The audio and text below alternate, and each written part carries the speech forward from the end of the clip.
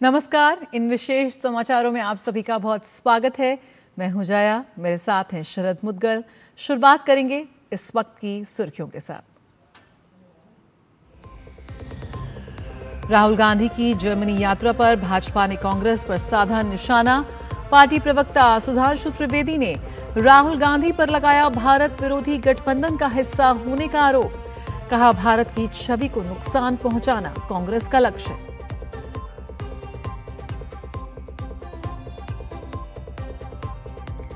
उत्तर प्रदेश में मतदाता सूची के गहन विशेष परीक्षण संपूर्ण। 2.89 करोड़ मतदाता के कटेंगे नाम।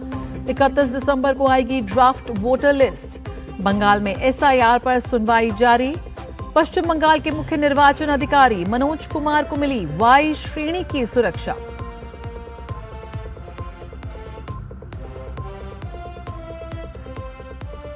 राजस्थान के चौमू में हंगामे के बाद हालात सामान्य। ड्रोन से पुलिस कर रही है निगरानी। 125 उपद्रवी हिरासत में। मोबाइल इंटरनेट फिलहाल बंद।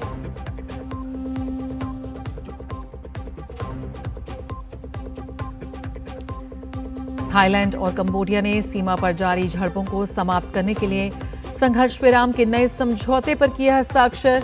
जुलाई की झड़प के बाद बंदी बनाए गए 18 कंबोडियाई सैनिक होंगे रिहा।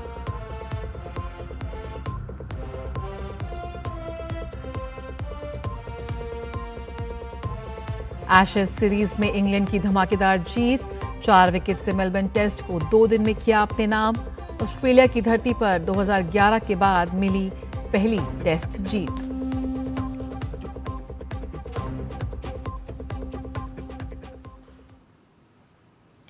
बीजेपी सांसद सुधांशु त्रिवेदी ने कांग्रेस और जॉर्ज सोरोस पर देश विरोधी संगठनों के साथ मिलकर देश के खिलाफ काम करने का आरोप लगाया है।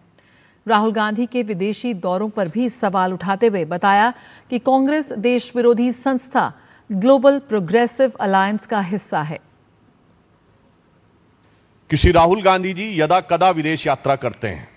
उनके पैतृक सलाहकार श्री सैम पित्रोदा, क्योंकि वो उनके स्वर्गीय पिताजी के भी सलाहकार रहे थे, उन्होंने कल एक इंटरव्यू में कहा कि Congress party global progressive alliance नामक एक गठबंधन का हिस्सा है और उसी में भाग लेने के लिए राहुल गांधी जी जर्मनी गए थे। अब यह ग्लोबल प्रोग्रेसिव अलायंस एक ऐसे संगठन से जुड़ा हुआ है जो भारत विरोधी शक्तियों के साथ और भारत विरोधी बातों को स्थापित करने वाले अनेक संगठनों के नेटवर्क का हिस्सा है। यानी राहुल गांधी जी उसके अध्यक्षीय समकक्ष हैं और सैम पित्रोदा उसके सदस्य हैं।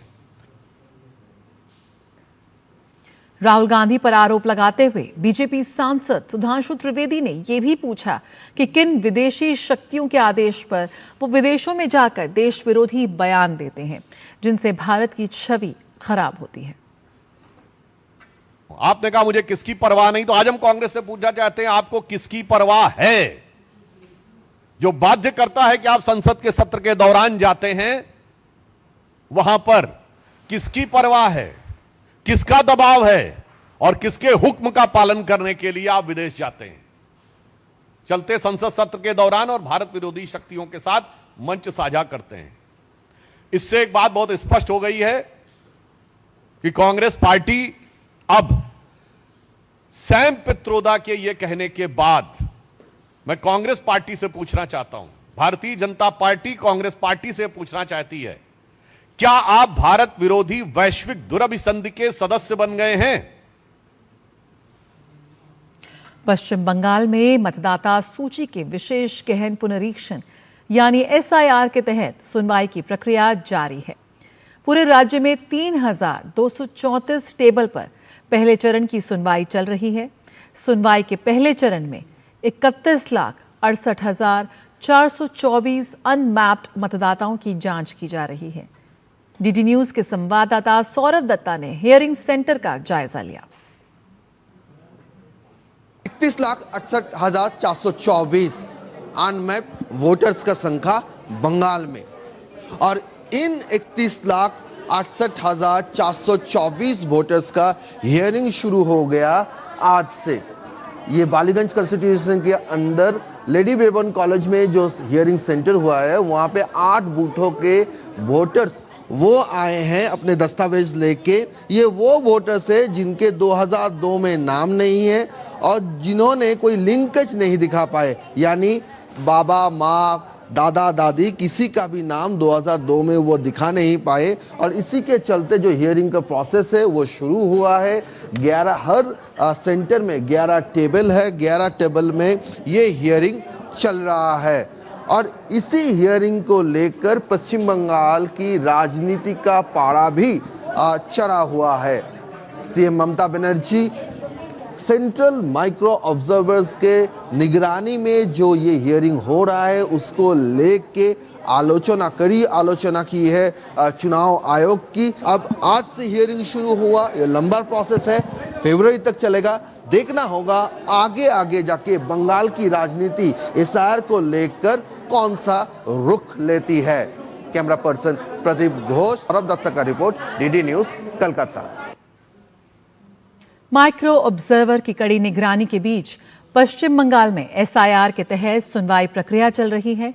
इस सुनवाई में ईआरओ, एईआरओ और बीएलओ सुपरवाइजर भी मौजूद हैं। बीएलओ सुपरवाइजर अरमान अली ने बताया कि सुनवाई के दौरान प्रत्येक केंद्र पर फोटो दस्तावेजीकरण किया जा रहा है। इलेक्टर्स का वहाँ पर हम लोगों को फ़ोटो लेने का इंस्ट्रक्शन दिया गया है। इससे साबित हो पाए कि जो इलेक्ट्रल आया है वो वही है कि नहीं, उनके बदले में कोई और आकर के हियरिंग करा करके ना जाए। इसके लिए हम लोगों को जो लिस्ट दिया गया है वो लिस्ट से हम लोग फ़ोटो मिला करके काम कर रहे हैं। वो अपने एरिया का बीएलओ है, वो लोगों को हेल्प कर सकता है समझाने में कि कौन सा डॉक्यूमेंट ले जाने से जल्दी होगा, क्या करना होगा, कहाँ जाना होगा। बस बाहर से जितना जो हेल्प कर पाए, ला के यहाँ तक छोड़ भी सकता है कोई बूढ़ा है तो। पश्चिम बंगाल के मुख्य निर्वाचन अधिकारी मनोज कुमार अग्रवाल को वाई श्रेणी की सुरक्षा प्रदान की गई है। इसके साथ ही केंद्रीय बलों की तैनाती भी राज्य निर्वाचन आयोग में की गई है। इससे पहले केंद्रीय बलों के कमांडेंट रैंक के अधिकारियों ने मनोज कुमार अग्रवाल से मुलाकात की थी। निर्वाचन आयोग ने केंद्रीय बलों की तैनाती का अनुरोध किया था। टीएमसी लगातार केंद्रीय बलों की तैनाती का विरोध कर रही थी। टीएमसी ने राज्य के मुख्य निर्वाचन अधिकारी के कार्यालय के सामने प्रदर्शन भी किया था। उत्तर प्रदेश में मतदाता सूची के विशेष गहन पुनरीक्षण को लेकर बड़ी अपडेट सामने आ रही है। कल रात 12 बजे एसआईआर फॉर्म जमा करने की समय सीमा खत्म हो गई। तय समय तक फॉर्म जमा न करने वाले 2.89 करोड़ मतदाताओं के नाम अब वोटर लिस्ट से हटाए जाने की प्रक्रिया में हैं। चुनाव आयोग के आंकड़ों के अनुसार इनमें स्थानांतरित, मृत, डुप्लीकेट और अनुपस्थित मतदाता बड़ी संख्या में शामिल हैं।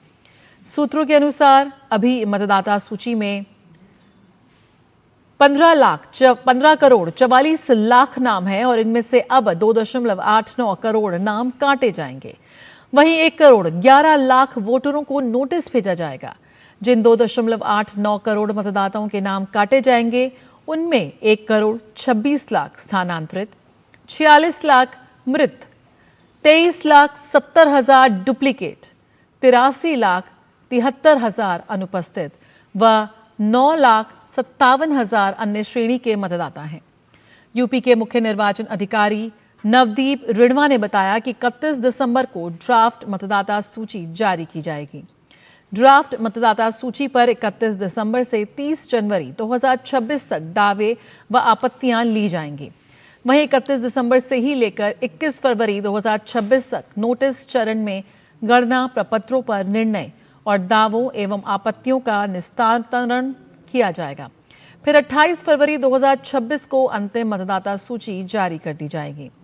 बीते 11 दिसंबर को एसआईआर की तारीख दूसरी बार 2 हफ्ते बढ़ाकर 26 दिसंबर कर दी गई थी।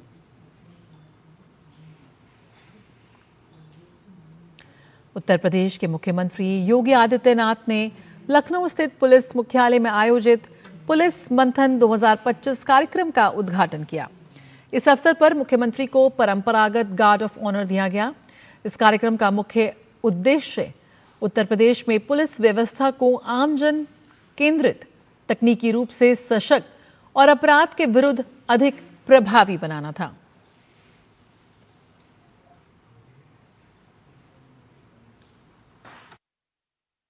नए साल के मौके पर जश्न के रंग में भंग न डले, इसी को ध्यान में रखते हुए दिल्ली पुलिस ने अपराधियों पर लगाम कसने के लिए एक बड़ा ऑपरेशन चलाया। दिल्ली पुलिस ने न केवल बड़ी संख्या में गिरफ्तारियां की, बल्कि बड़ी मात्रा में हथियार, ड्रग्स, चोरी की गाड़ियां और मोबाइल भी बरामद किए। दिल्ली पुलिस ने क्या कुछ रिकवर किया, देखिए डीडी न्यूज संवाददाता देवांशु मल्होत्रा की रिपोर्ट में। नए साल से ठीक पहले दिल्ली पुलिस ने ऑर्गेनाइज्ड क्रिमिनल्स को एक तोहफा दिया है। दरअसल इनकी गिरफ्तारी हुई है। नए साल से ठीक पहले दिल्ली के सदर्न रेंज में 600 से ज्यादा अपराधियों को गिरफ्तार किया गया है और उनके पास से बड़ी संख्या में हथियार, मोबाइल और बाकी चीजें बरामद हुई हैं। आपको ये दिखाना चाहूंगा, ये तमाम वो रिकवरी है जो दिल्ली पुलिस ने पिछले 24 घंटे में की है।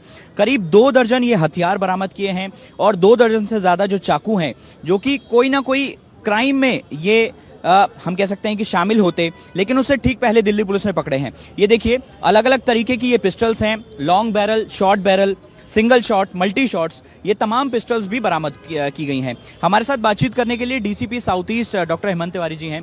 सर, सबसे पहला मेरा सवाल ये है कि नए साल से ठीक पहले कितना ज़रूरी था इस तरह का ऑपरेशन चलाना और कितनी सफलता मिली है इस ऑपरेशन में आपको? दिल्ली पुलिस के पुलिस आयुक्त माननीय श्री सतीश गोलचा सर के नेतृत्व में उनका प्रथम फोकस है कि ऑर्गेनाइज क्राइम, जिसमें कि हमारे ये गैम्बलिंग आती है, बूटलेगिंग आती है, नारकोटिक्स आता है और ये आर्म सप्लाई आती है। ये ऑर्गेनाइज क्राइम के क्रिमिनल किसी भी तरीके के दिल्ली में पैर न जमा पाएँ, तो सर के इसी विजन को क्रियान्वित करने के लिए दक्षिण पूर्वी जिला पुलिस ने सितंबर के महीने में ऑपरेशन आघात का पहला वर्जन शुरू किया था। दूसरा वर्जन अक्टूबर महीने के आखिरी सप्ताह में हुआ और तीसरा वर्जन हमने 26 दिसंबर सुबह 8 बजे से 27 दिसंबर सुबह 8 बजे तक चलाया। सर, नए साल का मौका है, ऐसे में जश्न में डूबती है न केवल पूरी दिल्ली, पूरा हिंदुस्तान। आपका जिला जो है वो जो है दूसरे स्टेट से भी मिलता है, तो किस तरह से इंटर स्टेट कोऑर्डिनेशन बिठाया जाएगा नए साल से ठीक पहले और कोई क्रिमिनल एक्टिविटी ना हो, इसको ध्यान में रखा जाएगा? हम नए साल के लिए पूर्ण रूप से सतर्क हैं। हमने जो हमारे जो बॉर्डरिंग डिस्ट्रिक्ट है वहाँ के पुलिस, लोकल पुलिस से SHO लेवल पे भी संपर्क किया है और शीर्ष अधिकारियों के लेवल पे भी संपर्क किया है। ये जो हमारा नववर्ष है, इसके लिए मैं तमाम दिल्ली वासियों को ये आश्वासन देना चाहता हूँ कि आप बिल्कुल फ्री होके अपने किसी भी एरिया में जाके आप अपना नया वर्ष मना सकते हैं। तो न केवल हथियार, बाकी चीज़ें बरामद हुई हैं और बड़ी संख्या में आपको एक ये तस्वीर दिखाना चाहूँगा कि मोबाइल भी बरामद किए गए हैं। ये दरअसल वो मोबाइल हैं जो कि या तो लूटे हुए थे या फिर लोगों के खो गए थे। तो दिल्ली पुलिस का ऑपरेशन आघात पिछले 24 घंटे चला है और दिल्ली पुलिस का ऐसा दावा है कि काफ़ी बड़ी कामयाबी इस पूरे ऑपरेशन के दौरान मिली है। कैमरामैन आनंद कश्यप के साथ देवांशु मल्होत्रा, दूरदर्शन समाचार, दिल्ली। खबर केरला से। त्रिशूर नगर निगम में कांग्रेस की अंदरूनी सच्चाई खुलकर सामने आ रही है। कांग्रेस की महापौर निजी जस्टिन पर मेयर पद के लिए पैसों का सौदा करने का आरोप लगाने वाली कांग्रेस पार्षद लाली जेम्स ने पार्टी से निलंबन के बावजूद अपने आरोप दोहराए। लाली जेम्स का दावा है कि निजी जस्टिन और उनके पति ने मेयर बनने के लिए पैसों से भरा सूटकेस लेकर पार्टी नेताओं के दरवाजे खटखटाए। आरोप सामने आते ही कांग्रेस ने सवालों का जवाब देने की बजाय आरोप लगाने वाली पार्षद को ही निलंबित कर दिया। निलंबन पर लाली जेम्स ने साफ कहा कि वे इसे खुशी खुशी स्वीकार करती हैं, ना सफाई मांगेंगी ना वजह पूछेंगी। उन्होंने ये भी कहा कि वे सदस्यता बहाली के लिए भी किसी से गुहार नहीं लगाएंगे, लेकिन कांग्रेस की समर्थक बनी रहेंगी। हालांकि विडंबना देखिए कि आरोप लगाने वाली पार्षद ने पार्टी के निर्देशों का पालन करते हुए महापौर चुनाव में निजी जस्टिन के पक्ष में ही वोट डाला था। राजस्थान के चौमू में अब हालात सामान्य हो गए हैं। चौमू में धार्मिक स्थल के पास अतिक्रमण हटाने और रेलिंग विवाद को लेकर हुए बवाल के बाद अब हालात शांतिपूर्ण हैं। पुलिस ने ड्रोन की मदद से छतों पर जमा ईंट पत्थरों को चिन्हित कर संबंधित घरों में दबिश दी और 125 उपद्रवियों को हिरासत में लिया। सोशल मीडिया पर किसी भी तरह की अफवाह फैलने से रोकने के लिए इलाके में फिलहाल मोबाइल इंटरनेट बंद किया गया है। प्रशासन ने भी शांति बनाए रखने की अपील की है। पुलिस की सख्ती के बाद इलाके में अब शांति व्यवस्था कायम हो गई है। हालांकि एहतियात के तौर पर पुलिस और आरएसी की टीमें अभी भी इलाके में तैनात हैं। पुलिस कमिश्नर सचिन मित्तल सहित उच्च अधिकारियों ने चौमू का दौरा किया। ड्रोन के माध्यम से लगातार निगरानी की जा रही है। Special police commissioner Rahul Prakash ने बताया कि फिलहाल 125 लोगों को हिरासत में लिया गया है। मामले की जांच जारी है। दोषी पाए जाने वालों के खिलाफ सख्त कानूनी कार्रवाई की जाएगी। वहीं चौमू थाना प्रभारी प्रदीप शर्मा ने बताया कि कस्बे में अतिक्रमण हटाने का अभियान पिछले 1-1.5 महीने से चल रहा है। लोगों के सहयोग से अतिक्रमण हटाया जा रहा है। वाहनों के आवागमन में सुविधा हो और जाम की स्थिति ना बने, ऐसा मुमकिन हो रहा है। वहीं समुदाय के वरिष्ठ नागरिकों और प्रशासनिक अधिकारियों के बीच बातचीत के बाद समुदाय विशेष की सहमति से गुरुवार दोपहर धार्मिक स्थल के पास रखे गए पत्थर हटाए गए थे। रुकेंगे एक छोटे से ब्रेक के लिए, जल्द हाजिर होते हैं। चिंतामणि, क्यों इतनी चिंता करते हो? क्या खरपतवार से परेशान हो? पेश है स्टील MH210 प्लावोमीटर। खरपतवार पे करो वार, सुनहरी फसल होगी हर बार। तू मेरे घर के रानी, ये मेरे खेतों का राजा। स्टील उपकरण लाए परिवर्तन। जब धरती चीर कर निकलता है लोहे का पत्थर और मिलता है मोंगिया के जोश से, फिर तपता है, पिघलता है और बनता है फौलाद। अब होता है सरिया सारी खूबियों के साथ। मोंगिया स्टील, मजबूत देश का मजबूत सरिया। क्या आपको है आकर्षक बचत विकल्पों की तलाश? LIC प्रस्तुत करता है नव जीवन श्री सिंगल प्रीमियम प्लान। एक मुश्त प्रीमियम राशि जमा करें, जीवन बीमा कवर का आनंद उठाएं, परिपक्वता पर गारंटीकृत निश्चित राशि प्राप्त करें। तरलता विकल्प भी उपलब्ध। अभी खरीदें। मौजूदा पॉलिसी धारकों के लिए आकर्षक छूट, नियम और शर्तें लागू। ब्रेक के बाद स्वागत है। VBG रामजी बिल पास होने के बाद देश भर में उत्साह देखने को मिल रहा है। देश के कोने कोने में लोगों में खुशियों की लहर है और लाभार्थियों ने सरकार और प्रधानमंत्री नरेंद्र मोदी का धन्यवाद किया। पहले जो मनरेगा योजना थी उसमें 100 दिन की रोजगारी मिलती थी।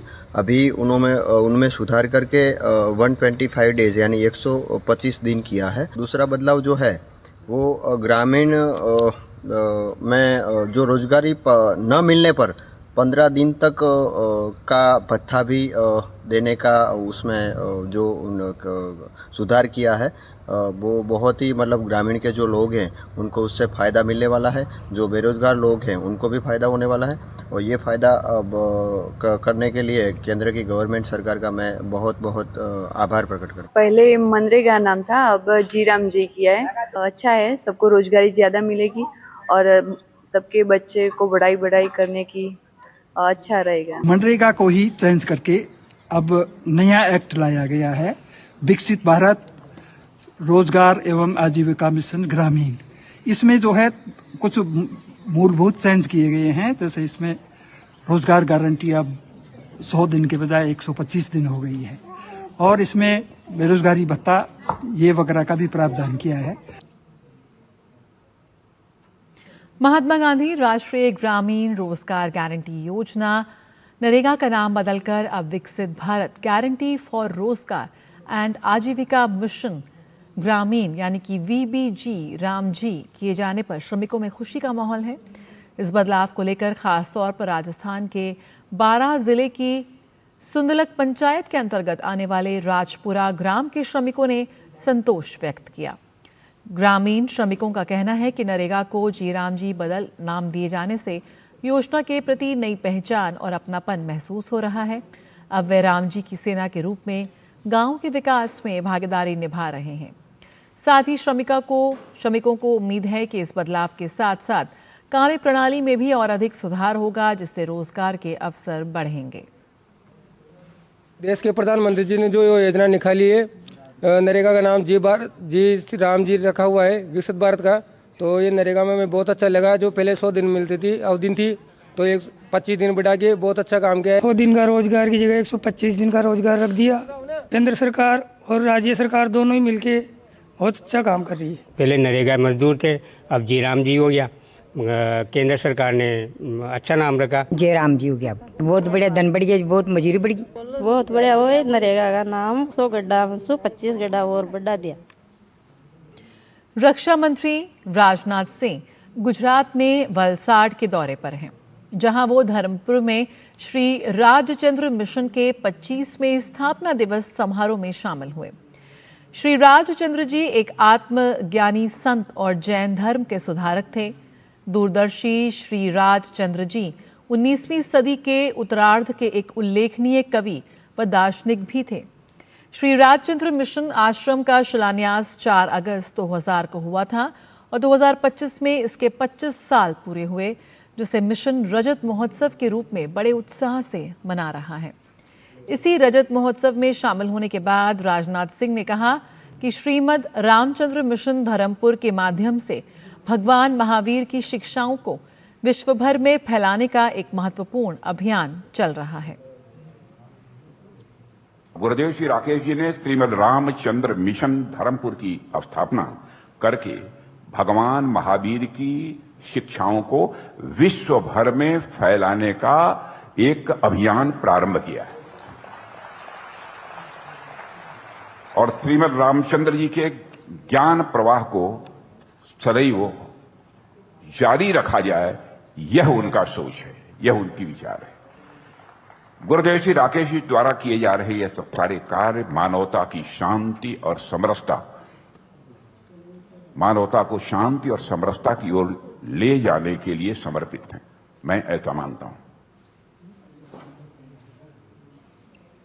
थाईलैंड और कंबोडिया ने शनिवार को घोषणा की कि उन्होंने सीमा पर जारी झड़पों को समाप्त करने के लिए संघर्ष विराम को लागू करने के नए समझौते पर हस्ताक्षर किए, जो स्थानीय नियमानुसार दोपहर 12 बजे से प्रभावी हो गया। संघर्ष विराम समझौते में झड़प समाप्त करने के अलावा ये भी कहा गया कि दोनों पक्ष भविष्य में कोई सैन्य गतिविधि नहीं करेंगे और किसी भी पक्ष की हवाई सीमा का सैन्य उद्देश्य के लिए उल्लंघन नहीं करेंगे। समझौते का एक और महत्वपूर्ण प्रावधान ये है कि थाईलैंड जुलाई में हुई झड़प के उपरांत बंदी बनाए गए 18 कंबोडियाई सैनिकों को 72 घंटे तक संघर्ष विराम पूरी तरह प्रभावी रहने के बाद वापस कंबोडिया भेजेगा। उनकी रिहाई कंबोडियाई पक्ष की एक बड़ी मांग रही है। इससे कुछ समय पहले कंबोडिया के रक्षा मंत्रालय ने बयान जारी कर कहा कि थाईलैंड ने शनिवार को देश के उत्तर पश्चिमी इलाके में एक स्थान पर हवाई हमला किया। मंत्रालय ने यह भी कहा कि हवाई हमले केवल थाईलैंड की ओर से किए गए। मंत्रालय ने बताया कि शनिवार सुबह थाईलैंड ने F-16 लड़ाकू विमान तैनात किए और उत्तर पश्चिमी बंते मेंचे प्रांत के सेरेई साउफान इलाके में एक ठिकाने पर 4 बम गिराए। इंग्लैंड ने मेलबर्न में खेले गए एशेज सीरीज के चौथे टेस्ट मैच को 4 विकेट से अपने नाम कर लिया। इंग्लैंड ने यह टेस्ट मुकाबला महज 2 दिन के अंदर जीत लिया। इंग्लैंड को दूसरे दिन ऑस्ट्रेलिया की ओर से जीत के लिए 175 रन का लक्ष्य था, जिसे टीम ने 6 विकेट खोकर 178 रन बनाकर हासिल किया। इंग्लैंड की ओर से दूसरी पारी में सबसे ज्यादा 40 रन जैकब बेथेल ने बनाए, वहीं बेन डकेट ने 34 रन की पारी खेली। इससे पहले ऑस्ट्रेलिया की टीम अपनी दूसरी पारी में 132 रन पर सिमट गई। इंग्लैंड की ओर से दूसरी पारी में ब्राइंडन कार्स ने सबसे ज्यादा 4 विकेट हासिल किए, जबकि बेन स्टोक्स ने 3 विकेट लिए। वैसे एशेज सीरीज पर ऑस्ट्रेलिया पहले ही कब्जा जमा चुकी है। ऑस्ट्रेलियाई सीरीज में 3-1 से आगे है।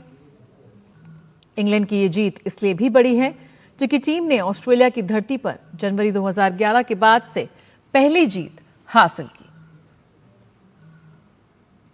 इसी के साथ इन विशेष समाचारों में फिलहाल इतना ही। मुझे और शरद को दीजिए इजाजत। नमस्कार।